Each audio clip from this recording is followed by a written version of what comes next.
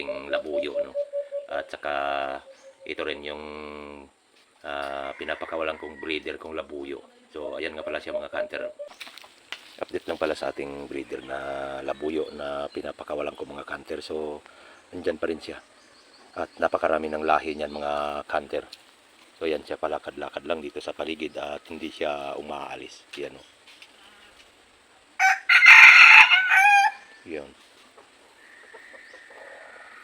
At andito rin yung mga iba kong alagang mga labuyo na nahuli natin sa season na ito. Ito yung sulit kong sangating inahin mga kanter. Yan.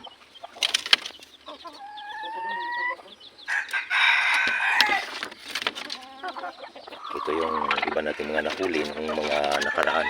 Yan, lugon na siya mga kanter.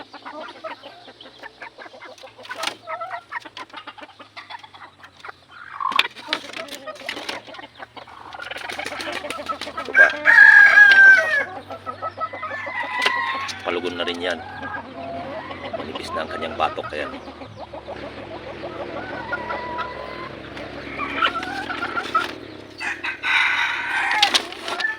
Ito naman yung nang bugbog sa isa kong mansuhin ng mga nakarang video. Ayan, no?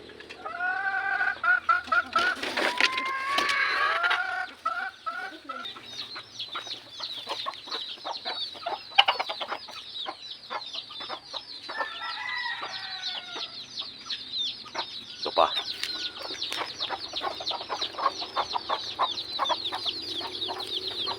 Ito pa mga kanter.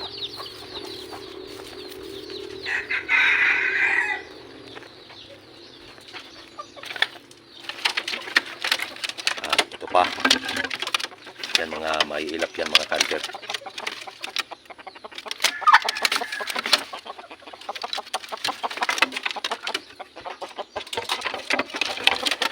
At ito naman yung isa nating talisayin. Ayan. Sinamahan na namin ng pinhin dyan yung pangating bantam.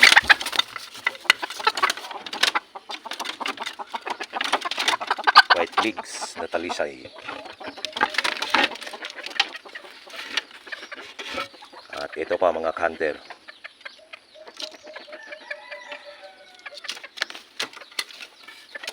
Tandang-tanda na yan. Napakahaba ng kanyang tahid.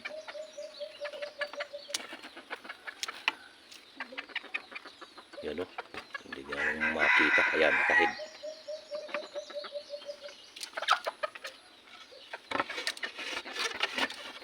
At ito pa.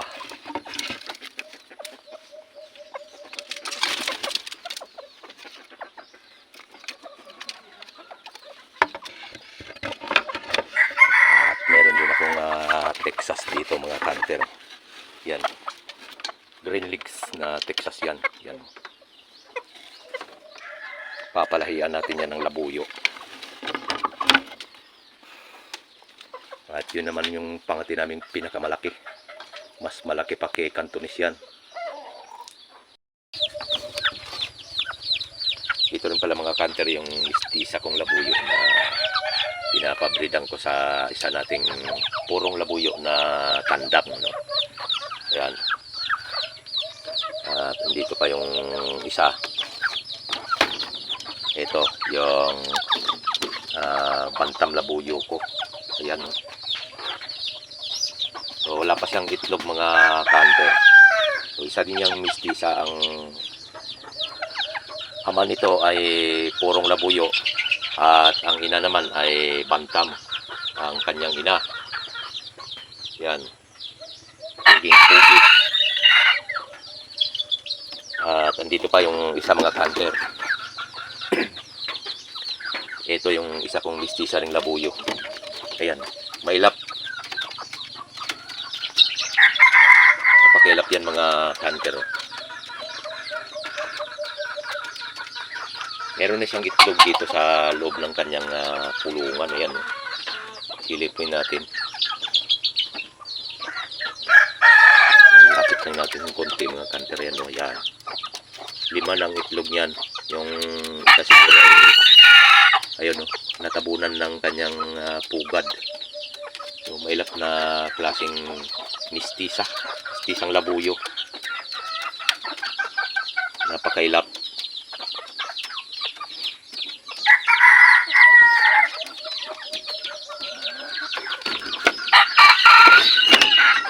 So ito ang tatay ng kanyang mga itlog, mga kanter. Yan, oh. Yan ang kanyang breeder.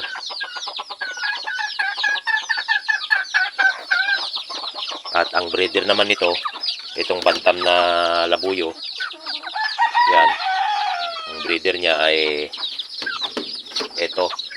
Ayan, no. So nilapag ko sa lupa dahil medyo matagal na hindi ko nalapag sa lupa yan. At ang breeder naman ng isang ito ay ang kanyang breeder ay yun, yung maliit. Ayan, no.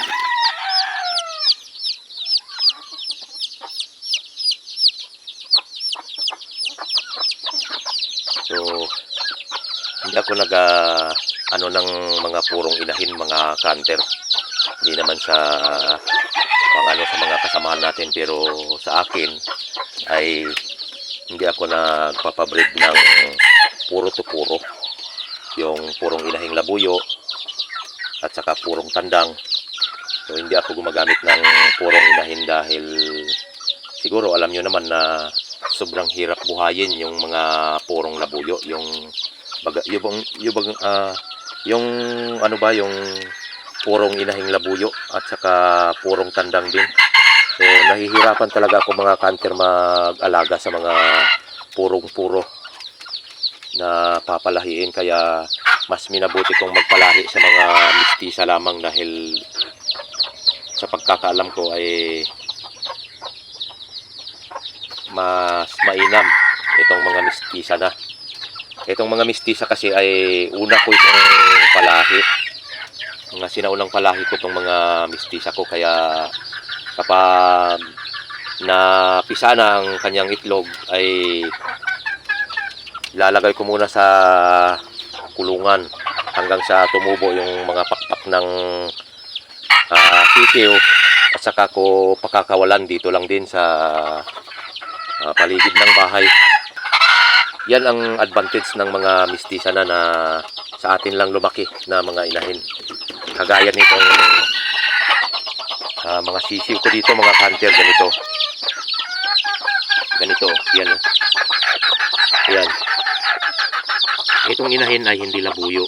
Pangkaraniwang manok lamang dito sa bahay. Pero yung mga ama yung mga ama ng mga sisiw na yan ay purong labuyo talaga ang mga ama niyan. Yung mga sisiw. Yan, marami tong sisiw, mga kanter, 8 ata to. Ayan, no. Yan. 8 lahat ng sisiw niyan. At labuyo ang ama. At ito naman ay ang ina niyan ay yung pinakita ko kanina na mistisa rin na may palong. Yan, no. Malalaki na sila yung 4.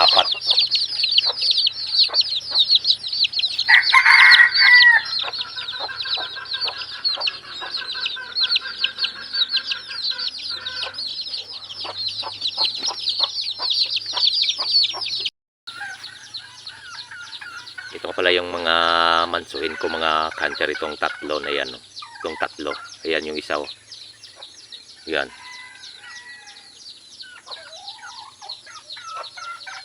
At ito pa yung isa. Yung maliit na napakatulis ang kanyang tahid. At ito pa.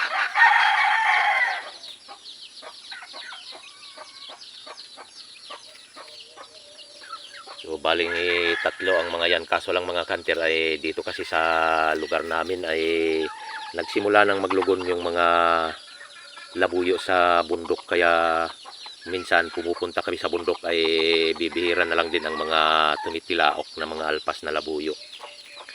Kaya siguro sa mga susunod na season na lang natin ito sila magagamit. Ito pala yung last na nahuli ko, mga kanter. Yung maliit ang tahid na matulis. Yan, oh. So matapang, lumalaban din siya sa mga dati nating mga mansuhin. Ayan o.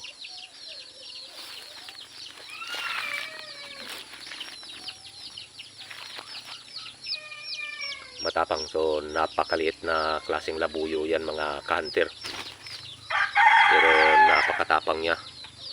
Nasa 8 grams lamang ang kanyang laki.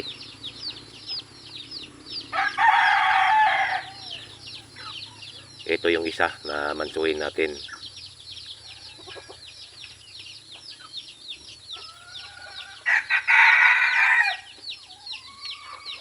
Ayan o, ang liit. Mas maliit pa yan kaysa itong isa. So mas malaki to. May napakaliit na klaseng labuyo.